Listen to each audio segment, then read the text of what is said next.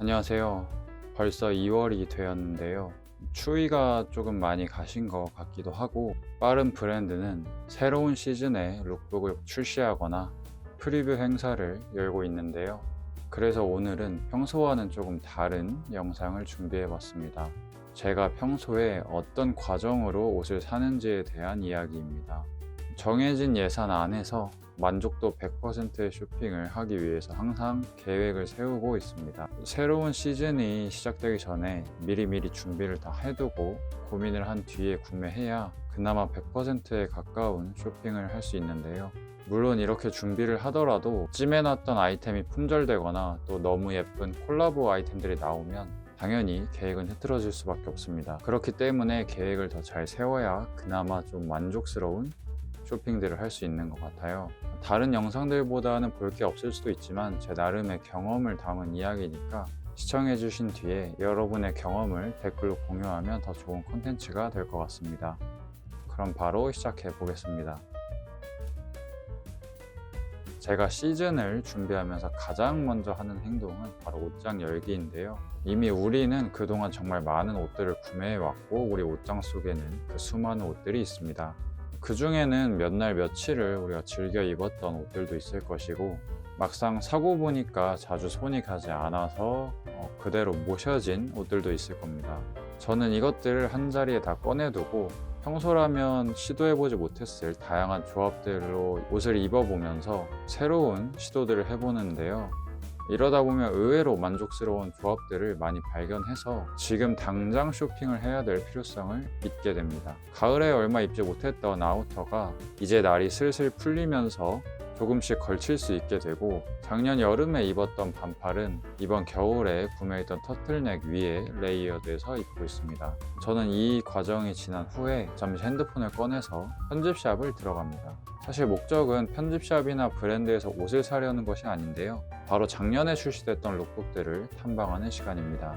이게 바로 옷장 정리가 끝난 뒤에 제가 하는 두 번째 방법인데요. 바로 여러 브랜드의 스타일링들을 참고하면서 나만의 아카이브를 만드는 겁니다. 저는 이제 트렌드라는 거는 거의 없다고 생각하거든요. 과거의 룩북은 우리가 뭔가 헷갈릴 때 어떻게 옷을 입어야 될까, 어떻게 스타일링 할 수 있을까 고민이 될 때 다시 찾아가서 보는 도서관 같은 곳이라고 생각하는데요. 저는 이것들을 그냥 보고 참고하는 것이 아니라 캡처하고 따로 정리해서 제가 좋아하는 스타일들로 모아두고 있습니다. 브랜드가 갖고 있는 고유의 이미지보다는 저는 제가 생각하는 차분하다고 느껴지는 스타일이라면 브랜드를 가리지 않고 저장해서 참고하고 있습니다. 아카이브 속에서 참고한 스타일링을 따라해 보면서 분명히 생각지도 못했던 활용법들을 찾으실 수 있을 겁니다. 이후에는 마음에 안 드는 옷들을 중고 거래로 판매하고 있습니다. 요즘에는 다양한 중고 거래 플랫폼이 있기 때문에 안 입는 옷을 처리하기가 굉장히 편리한데요.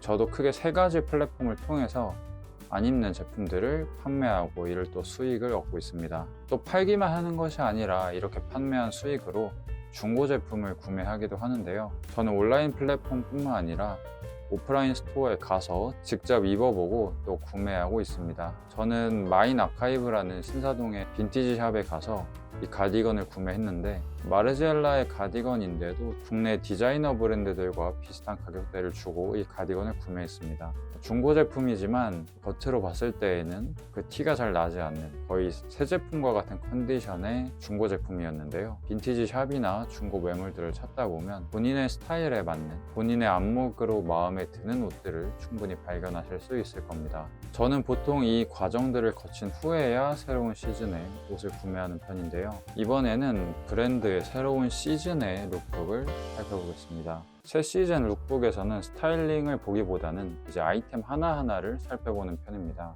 어떤 것을 살지 쭉 둘러보고 나만의 지출 계획을 세워보는 거죠. 이렇게 갖고 싶은 아이템들 중에서 중복되는 건 없는지 한번 확인해보는 시간이기도 하고요. 그렇게 마지막까지 가리고 또 가려서 몇 가지 제품들을 추려내셨다면 이때는 이제 주저하지 말고 바로 구매하셔야 됩니다. 우리가 구매를 고민하는 순간에 분명 누군가는 이미 구매하고 있죠. 저도 이렇게 고민하다가 품절로 놓쳐본 아이템이 정말 많은데 여러분들은 바로 구매하시길 바라겠습니다. 지금까지 새로운 시즌을 대비하는 저만의 방법들을 소개해 드렸는데요. 아무래도 옷을 좋아하고 또 옷이라는 취미 자체가 굉장히 돈이 많이 나가는 취미더라고요. 가뜩이나 옷값도 많이 올라가고 이게 정말 부담이 되는데, 이런 과정을 통해서 옷을 구매하고 나니까 돈도 굉장히 절약이 되고 만족도 또한 굉장히 높아지더라고요. 역시 쇼핑할 때 중요한 것은 유행을 따라서 사기보다는 자신의 지갑 사정에 맞게 또 남들의 눈치를 보지 않고 올바른 소비를 하는 게 가장 중요한 것 같습니다. 옷은 옷일 뿐이니까요. 어쩌다 보니 좀 재미없는 이야기만 하게 된 시간이었는데 끝까지 시청해 주셔서 정말 감사드립니다. 다음번에도 더 좋은 영상들로 찾아뵐 수 있도록 하겠습니다. 감사합니다.